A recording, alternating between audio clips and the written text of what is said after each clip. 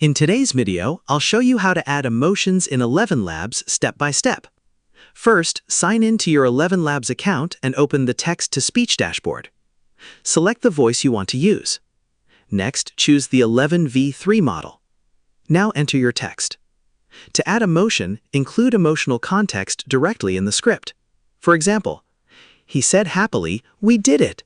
She whispered sadly, "I miss you." He shouted angrily, "Stop right there."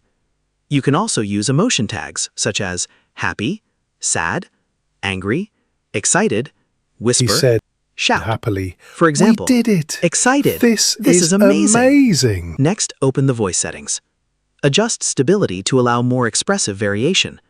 Lower stability generally produces more emotional and dynamic delivery. If available, increase style exaggeration or similar expressiveness controls. Now click Generate. Listen to the result. If the emotion is too weak or too strong, modify the text, tags, or voice settings and generate again. Repeat until He you said achieve the happily, desired emotional tone. "We did it. This And is that's amazing." it. You've successfully added emotions in ElevenLabs. And that's how you add emotions in ElevenLabs.